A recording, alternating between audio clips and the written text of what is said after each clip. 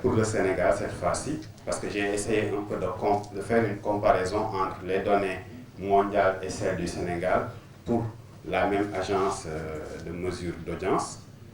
Pour le Sénégal, Hootsuite et UF Social nous disent que le site le plus visité au Sénégal, c'est toujours YouTube, avec une moyenne de 15 minutes 41 secondes que les gens passent sur YouTube, sur Google plutôt. Sur YouTube, vous avez 17 minutes. On peut dire, si on ne prend pas en compte Google, parce que bon, Google c'est une porte d'entrée pour certains, hein, et sur pas mal de navigateurs, Google est considéré comme la page d'accueil par défaut, donc le classement peut ne pas avoir une incidence sur Google. Mais en dehors de Google, on peut dire que le site internet le plus visité au Sénégal, c'est YouTube. Pourquoi YouTube? Moi, la lecture que j'en fais, c'est que YouTube nous permet de sauter une barrière linguistique ou bien une barrière technologique. Pas mal de personnes aujourd'hui, même des enfants, peuvent utiliser YouTube. Il suffit de lancer l'application, on voit les vignettes sur les vidéos et puis on clique dessus. Même les enfants le font aisément. Ce qui fait qu'on peut visiter facilement ce site. Et puisque le contenu est généralement en langue nationale, c'est des séries, c'est des émissions, c'est des extraits, c'est des émissions produites par des sites internet, par des chaînes YouTube, etc. Et donc son utilisation est facile. Et le troisième point, le troisième site le plus visité, c'est un média en ligne. Ça aussi, c'est une importance capitale parce que cela nous renseigne sur l'intérêt que les Sénégalais ont de l'information ou des faits divers, hein, c'est selon. Vous avez Sénéweb qui occupe la 3e place en termes de site le plus visité au Sénégal avec une moyenne de 7 minutes 58 secondes. C'est-à-dire, en moyenne, les Sénégalais passent 7 minutes 58 secondes sur un site comme Sénéweb avec 2,80 pages, presque 3 pages qui sont visitées. Et ces deux colonnes-là peuvent nous donner une idée sur une chose. Un site peut occuper la première place du classement, mais peut ne pas être le site le plus crédible ou bien le site qui génère la plus forte audience. C'est-à-dire, si les gens ouvrent un site comme Sans Limite, n'est-ce pas? Sans Limite occupe la 5e place, mais les gens passent 1 minute 15 secondes sur ce site-là. Si on le compare avec les autres sites sur la même colonne, vous avez Sans Limite génère le moins de temps sur les autres. Vous avez des 18 minutes comme Facebook. Bon, c'est normal, l'air 9 minutes 54 secondes qui occupe la 9e place, mais les gens passent plus de temps sur l'RL que sur Sans Limite, et pourtant c'est Sans Limite qui a la 5e place. Pour dire tout simplement que ce classement, il y a une façon de le lire en fait. À droite, 11e place, vous avez Google.fr, vous avez UVS, Université virtuelle du Sénégal, Sénégal 7, vous avez également Google SN. Et moi, ce qui m'intéresse ici, c'est la présence de sites d'information sénégalais sur ce classement. C'est-à-dire que les Sénégalais ne passent pas plus de temps à faire autre chose qu'à s'informer, et ça confirme tout à l'heure l'infographie qui montrait l'intérêt que les utilisateurs de l'Internet dans le monde ont sur la recherche de l'information. Toujours pour le Sénégal, on a les termes recherchés, c'est-à-dire les mots-clés que les Sénégalais tapent sur Google. Bon, ici, le mot-clé le plus recherché, c'est Sénégal, n'est-ce pas? On tape Sénégal sur Google, on tape également Google sur Google. Et généralement, ceux qui le font, c'est parce qu'ils ne savent pas que leur navigateur, c'est par défaut le moteur de recherche Google. Donc, ils tapent Google sur Google pour rechercher d'autres informations. Et en 3e place, vous avez traduction. Les gens recherchent pas mal de choses à traduire sur Internet. Cela veut dire que la langue peut-être officielle du Sénégal, à côté de cette langue, il y a une recherche quand même très importante d'autres langues, surtout l'anglais. Vous avez Sénégal avec l'accent qui vient, vous avez YouTube et Sénéweb. Les gens cherchent Sénéweb sur Google. Peut-être qu'ils ne tapent pas directement sénéweb.com sur le navigateur, mais ils vont sur Google, ils tapent Sénéweb, ils cliquent sur le premier lien pour aller sur le site. Météo, généralement le terme météo était beaucoup plus recherché dans des pays occidentaux où voilà, la météo, elle peut changer à tout moment, elle est difficilement prévisible, mais en Afrique, généralement, en dehors de la période, la saison des pluies, on sait qu'il va faire chaud, il va faire froid, quoi. Vous avez après Facebook, vidéo, coronavirus, bon, qui est apparu l'année dernière, donc c'est un classement de janvier 2021, donc qui couvre toute l'année 2020. Vous avez Google Traduction, etc., pas mal de recherches. En dernière position, vous avez en 20e place Premier Bet, qui est voilà, un outil de paris en ligne, de jeu en ligne, qui commence à bien se positionner. Ce qu'on cherche maintenant sur YouTube. Alors, parce que tout à l'heure, on a vu un peu ce que les gens cherchent sur Google. Maintenant, ce que les Sénégalais cherchent sur YouTube. Comme je disais tout à l'heure, YouTube permet de sauter la barrière linguistique. On tape film, on tape Adja, Wally Seck, Infidèle, Karma, Virginie. Voilà, vous voyez que c'est des séries que les gens cherchent généralement sur YouTube. Donc, d'où l'importance de ces séries. Et l'autre constat, c'est que Wally vient bien avant Youssou N'Dour, parce que les utilisateurs d'Internet en majorité sont des jeunes. Youssou N'Dour, peut-être son public est beaucoup plus âgé.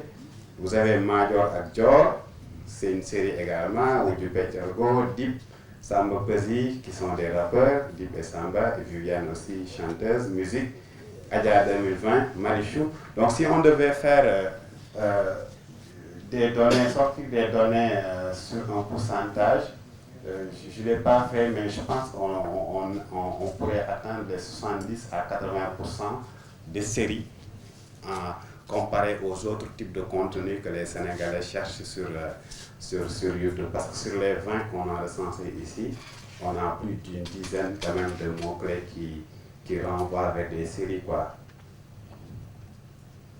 Voilà, maintenant, le plus important, on va essayer de faire un focus sur quelques réseaux sociaux parce qu'on a vu le paysage, le landscape 2021, de la centaine d'outils que l'on voit.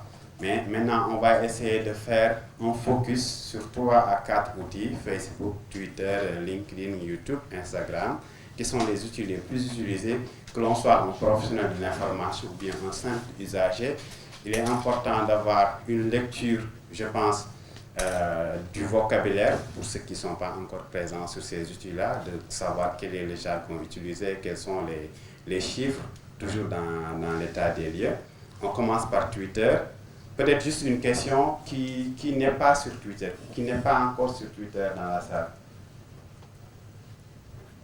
Donc tout le monde est sur Twitter pratiquement, à part vous derrière. Ah oui, et le doyen là-bas. Alors, donc cela veut dire que vous avez, je pense, une lecture de la littérature de Twitter, donc ce sera certainement en guise de rappel pour certains. Pour information, pour ceux qui ne le savent pas encore, Twitter est un réseau social de microblogging. Bon, c'est un terme qui a été utilisé lorsqu'on parlait beaucoup de blogging vers les années 2010, avant 2015, etc. Mais aujourd'hui, je pense qu'on ne parle plus de microblogging. Même quelqu'un sur Twitter, on peut le considérer comme un blogueur tout simplement. Et sur Twitter, vous avez du texte qui peut être partagé, des liens vidéo, des gifs animés, etc. Et sur Twitter, parce que les deux fondateurs de Twitter s'étaient inspirés du langage SMS. C'est-à-dire, si vous vous rappelez avec les anciens téléphones, pas les smartphones, si vous devriez envoyer un SMS, il allait se limiter à 140 caractères. Et si vous dépassez les 140 caractères, le SMS allait être divisé en 2 parties ou 3 parties. Vous envoyez ça à quelqu'un, il reçoit la première partie du SMS, la seconde partie, etc. Aujourd'hui, avec les smartphones, ce n'est plus le cas. Et donc, ceux qui ont créé Twitter se sont inspirés de ce langage pour permettre aux gens de communiquer sur Internet à travers 140 caractères. Bon, les 140 caractères, c'est les 26 lettres de l'alphabet, plus les 10 chiffres 0 à 9, plus les caractères spéciaux, virgule, tiret, point, virgule, etc. Donc c'est ça qu'on appelle les 140 caractères. Et ils se sont rendus compte que 140 caractères ne suffisaient plus pour certains pour communiquer clairement sur Internet, surtout pour les institutions. Et c'est en 2017 ils l'ont doublé à 280 caractères. Aujourd'hui, sur Twitter, vous pouvez écrire un texte jusqu'à 280 caractères. Il y a même des institutions qui contournent un peu ce blocage en faisant quoi? Par exemple, un communiqué long, ils font la capture du communiqué sous forme d'image qu'ils partagent directement sur Twitter parce que ça va leur éviter de faire une succession de textes qu'on appelle tweets, on le verra tout à l'heure, pour que ça soit publié sur Twitter. Donc sur Twitter, malheureusement, je n'ai pas mon ordinateur, sinon j'allais montrer un exemple. Sur Twitter, vous pouvez parcourir l'application, n'est-ce pas, à travers ce qu'on appelle la timeline, on le verra tout à l'heure.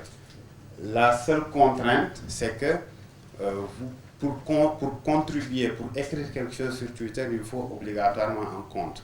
Donc Twitter est un média social, vous pouvez le consulter, vous pouvez par exemple aller sur le compte Twitter de l'ARTP pour regarder tout ce qui a été publié là-bas, mais pour donner une réponse ou bien pour retweeter ou bien pour publier quelque chose, il vous faut nécessairement un compte. D'ailleurs, je pense que l'ARTP n'a créé son compte que très récemment. Hein. Ça fait des années que je dis à Kandji, mais pourquoi en tant qu'autorité de régulation des communications électroniques, vous n'êtes pas présent sur des plateformes électroniques? Heureusement, maintenant c'est fait, mais quand même, ils sont restés assez longtemps à être absents sur cette plateforme-là et sur Facebook. L'un des avantages de Twitter, c'est qu'il est accessible en fait sur tous les types de supports, tous les devices en fait, que ce soit un ordinateur, une tablette, une télé Smart TV, etc. Vous pouvez consulter Twitter. Le second avantage, c'est que Twitter est utilisé aujourd'hui par plus de 83% des 193 pays membres de l'ONU. Les autorités sont sur Twitter et que Twitter leur permet aujourd'hui de contourner une certaine barrière à travers les médias. Pas mal d'institutions étatiques aujourd'hui, ou même des autorités, ça peut être le président de la République, etc., au lieu d'appeler la presse pour faire une communication ou bien envoyer un communiqué directement à la presse, ils peuvent juste publier un tweet et ce tweet-là peut être relayé à travers les médias un peu plus tard. Maintenant, le vocabulaire de Twitter, la première chose que l'on retient, c'est un tweet. Twitter, c'est T-W-I-2-T-E-R, mais un tweet, ça s'écrit comme T-W-2-E-T. Un tweet, c'est un message Twitter. Par exemple, si vous parlez de Facebook, on dit un post sur Facebook, une publication sur Facebook. Donc, une publication sur Twitter, on l'appelle en fait tweet, qui, comme je l'ai dit, est limité à 280 caractères depuis novembre 2017. Un utilisateur de Twitter, on l'appelle en fait un tweetos. Par exemple, si le directeur général de l'ARTP publie quelque chose sur Twitter, on le considère désormais comme un tweetos, c'est-à-dire quelqu'un qui fait un tweet sur la plateforme.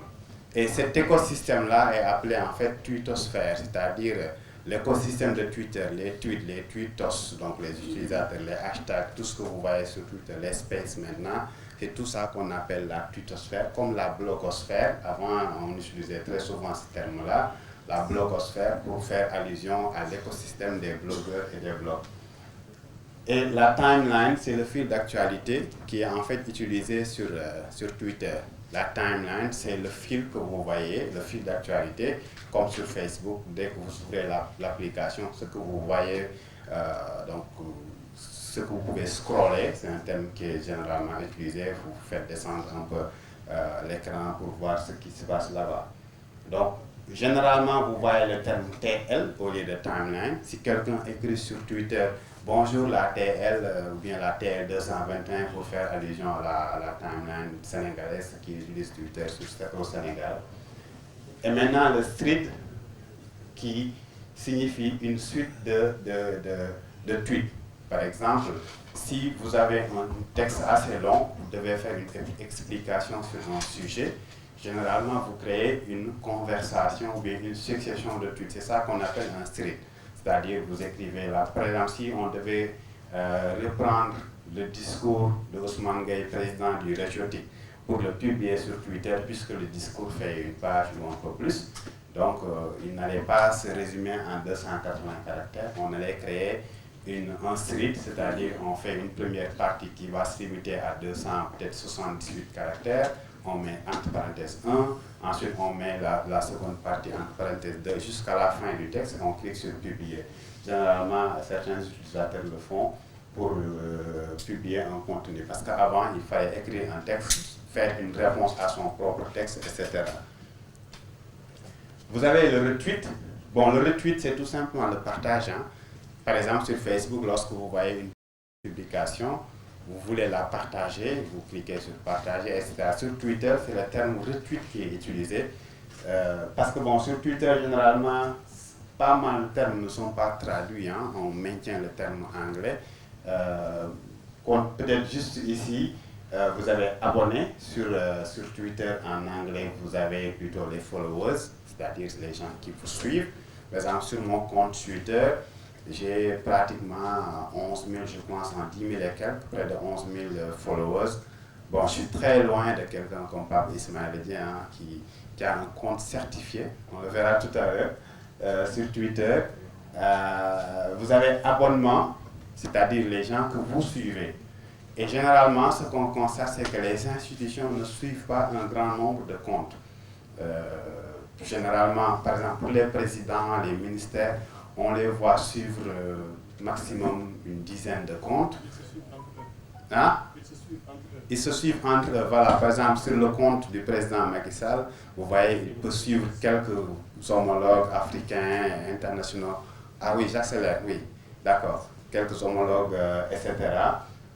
Vous avez le follow back qui signifie le fait de suivre quelqu'un. Par exemple, Papa Ismaël Dieng me suit sur Twitter et en retour, je fais un follow back. Je le suis à nouveau. Et enfin, vous avez le hashtag. Je vais un peu accélérer parce que je pense que la présentation reste encore pas mal de choses à voir. Et puis, puisque vous l'aurez après, la partie littérature, on peut la sauter, quoi. Le hashtag, c'est le mot-clé qui est utilisé. Le hashtag le plus célèbre au Sénégal, c'est en fait le hashtag Kébetou. Voilà. La mention, c'est quand quelqu'un vous identifie sur un tweet qui met arrobase suivi de votre pseudo-tweet, la T, donc trend topic, qui est généralement utilisé en fin de semaine, le vendredi. Non, ça c'est plutôt... le trend topic, c'est les tendances en fait, c'est-à-dire pour chaque pays ou bien pour le monde entier, vous pouvez voir quels sont les sujets les plus discutés. Si vous regardez les trend topics du Sénégal, généralement, c'est les contenus en Wolof qui occupent le trend topic. Vous avez DM ou MP, message privé, DM. Si par exemple, vous voyez sur Twitter, quelqu'un dit, si vous êtes intéressé, envoyez-moi un DM, ou bien mes DM sont ouverts à la suite d'un tweet, c'est tout simplement pour dire que les messages privés sont ouverts. C'est comme les messages sur WhatsApp, etc. Bon, très rapidement sur Facebook, pour les autres, on va les sauter pour aller directement sur la partie presse en ligne. Facebook, comme on l'avait dit, c'est 2 milliards, bon, 500 millions, c'est les données de janvier, mais en juillet, c'est 850 millions d'utilisateurs. Peut-être ce qui nous intéresse ici, ce qui va nous attirer notre attention, c'est l'algorithme de Facebook. Comment Facebook fonctionne? Ils ont un algorithme qu'ils appellent EdgeRank, et qui n'est pas très en faveur de la presse en ligne. Je vais expliquer ça tout à l'heure. Et vous avez les piliers de l'algorithme qu'on va détailler tout à l'heure. L'affinité d'abord. L'algorithme de Facebook se base dans un premier temps sur ce qu'ils appellent l'affinité. Si par exemple, Papa Ismaël Dieng et moi avons une certaine affinité, c'est-à-dire à chaque fois que Papa Ismaël publie quelque chose sur Facebook, je clique sur j'aime, ou je fais un partage, ou bien je commande sa publication, Facebook va considérer que nous avons une certaine affinité digitale et là va afficher davantage ses publications sur ma timeline. Et si ce n'est pas le cas, si par exemple à chaque fois qu'il publie quelque chose, je l'ignore, je ne commente pas, je ne partage pas, je ne like pas, l'affinité va s'éloigner et là Facebook va de moins en moins afficher ses publications sur mon algorithme. Après, vous avez l'interaction, c'est-à-dire le taux d'engagement, la fraîcheur de la publication. Plus la publication est récente, plus son indice d'affichage sur la timeline augmente, parce que tout simplement, Facebook veut jouer un peu sur la plus récente publication possible. Ensuite, vous avez la configuration des paramètres de la relation. Est-ce que la publication que je viens de faire, j'ai mis mode public ou bien uniquement mes amis ou bien mes amis sauf telle personne, etc. Vous avez le changement majeur. Alors, c'est là, à ce niveau-là, que ça devient intéressant. Les médias en ligne qui étaient présents sur Facebook avant 2018 avaient une très forte visibilité. Par exemple, il y a pas mal de sites qui avaient des centaines de milliers de likes sur leur page et que ces sites-là, lorsqu'ils partageaient un contenu sur Facebook, étaient fortement représentés. À un moment donné, Mark Zuckerberg et son équipe ont constaté que les gens commençaient à délaisser Facebook parce qu'ils voyaient beaucoup de contenu médiatique et les gens, leur usage premier de Facebook, c'est les relations, c'est les contacts personnels. Ils ont changé l'algorithme pour diminuer un peu la visibilité des contenus institutionnels et médiatiques sur la plateforme. Et cet algorithme-là a eu un impact considérable, une réduction de 30% des visites parce que pas mal de sites internet ont constaté que la plupart de leurs visiteurs venaient de Facebook. Et du coup, le fait que cet algorithme-là a changé a fait que beaucoup de médias en ligne, surtout occidentaux, ont vu leur chiffre d'affaires baisser. D'où l'importance de la dépendance des médias en ligne sur des réseaux sociaux. Par exemple, si vous êtes un média en ligne qui ne dépend que de Facebook ou de Twitter, si un jour Facebook change son algorithme ou bien il ferme même votre compte, vous ne serez plus visible. Pour être visible maintenant en 2021 sur Facebook, que ce soit une institution ou bien un média, il vous faut une communauté. Je pense que, par exemple, l'ARTP doit avoir une communauté sur Facebook. Une communauté, c'est tout simplement les gens qui vous suivent, qui réagissent à vos publications, qui posent des questions, qui donnent des avis qui peuvent être positifs ou négatifs. L'essentiel, c'est que les gens réagissent par rapport à ce que vous dites. Maintenant, après, bon, les avis négatifs, s'ils s'accumulent, ça peut créer un bad buzz. Je pense que c'est ce qui est arrivé à Air Sénégal récemment sur Twitter, parce qu'il y a eu pas mal d'avis négatifs et d'expériences clients qui se sont mal passées. Publier du contenu engageant, encourager les fans.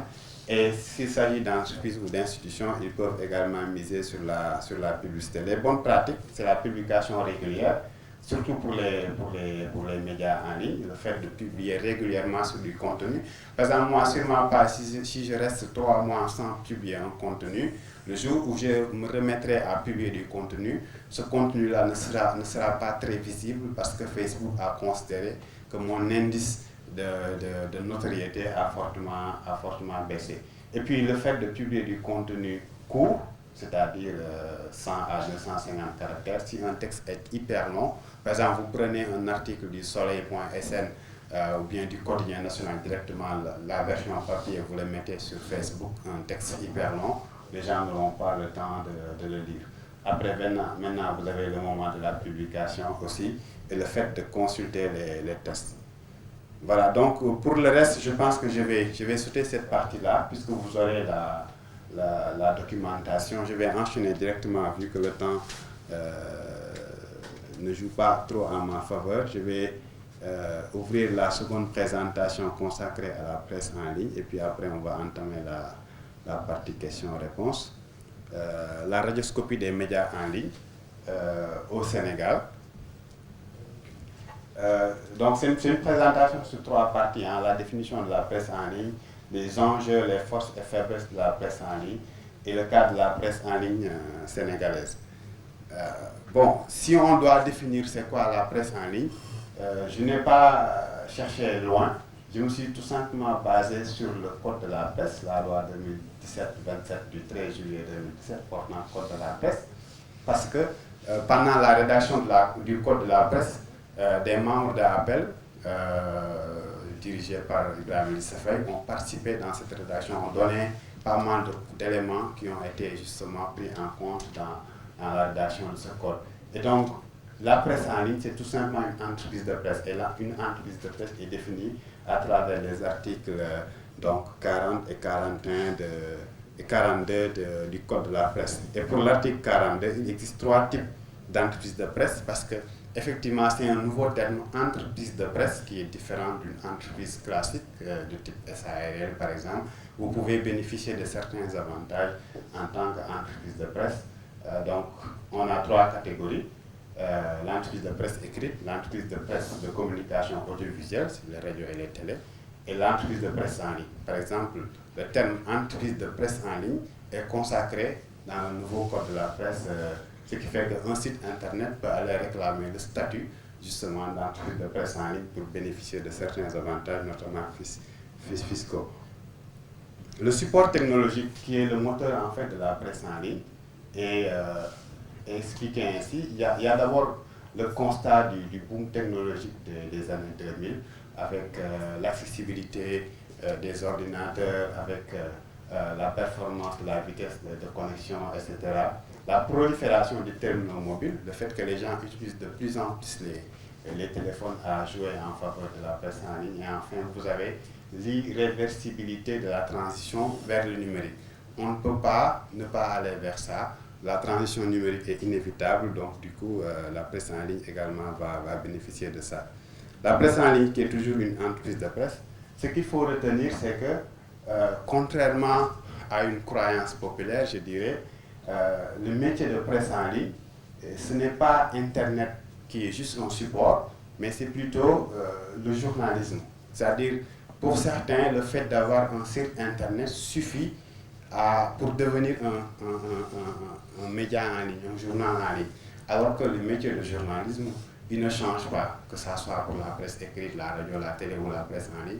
La pratique journalistique, le fait de collecter, de traiter, de diffuser une information, c'est le même principe qui est consacré partout.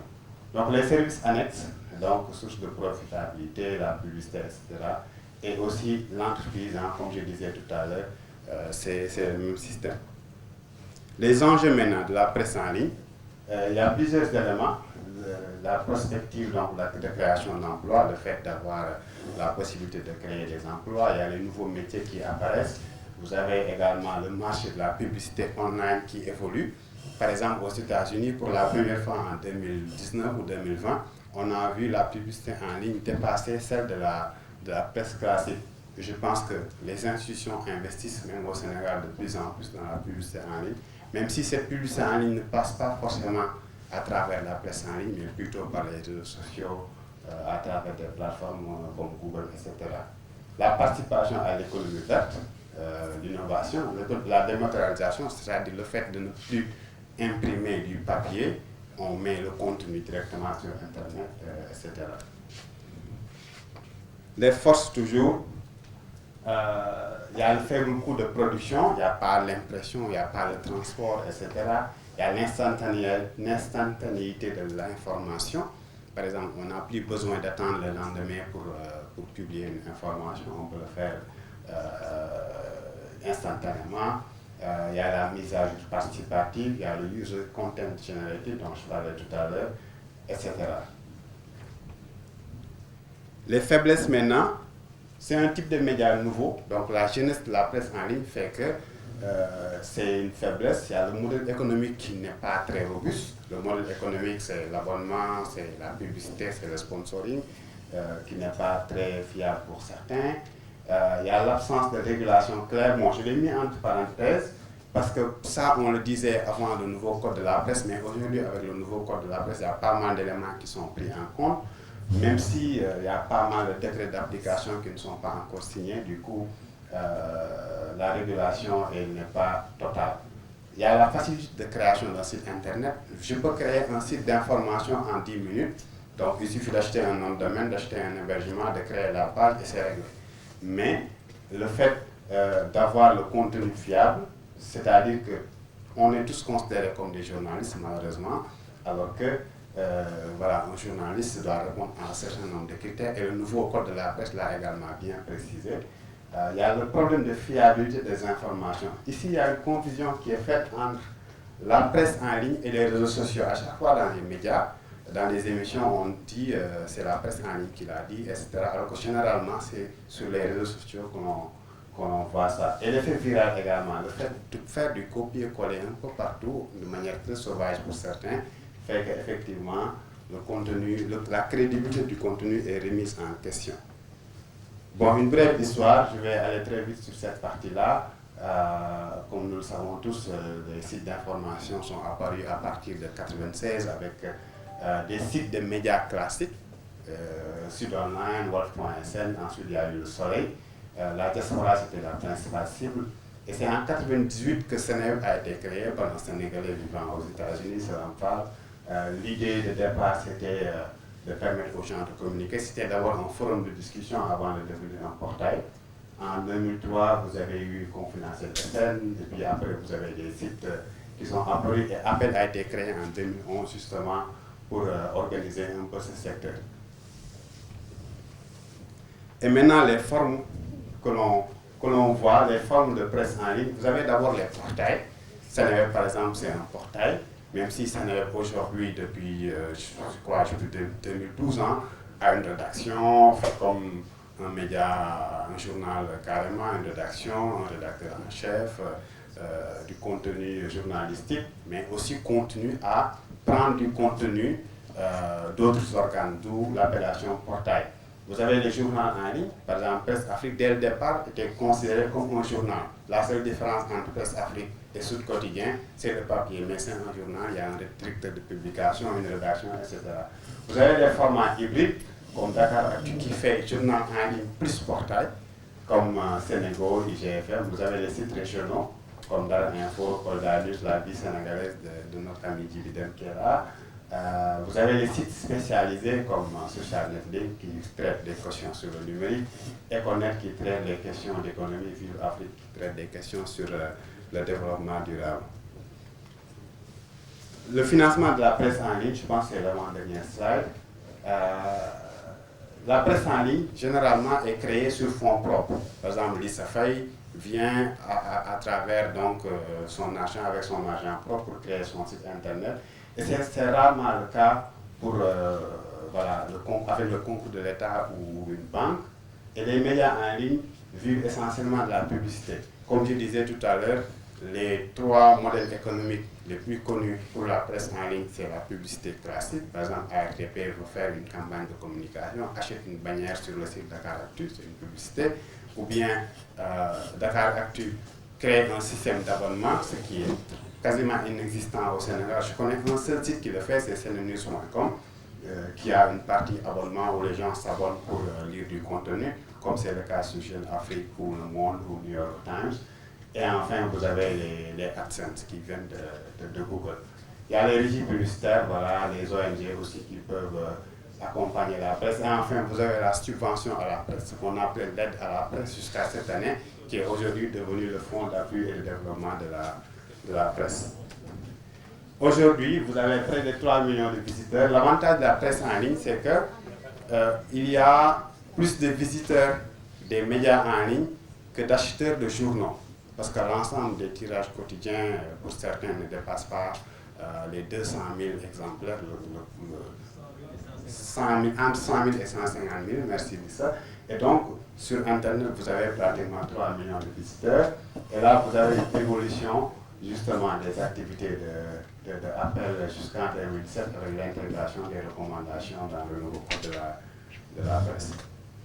Voilà, ça c'est le dernier slide. Aujourd'hui, il y a une vision quand même qui est proposée pour le développement de la presse en ligne. Il y a les valeurs également, éthique, responsabilité, excellence, culture entrepreneuriale, etc. Et la promotion et le développement de la presse en ligne. Merci beaucoup.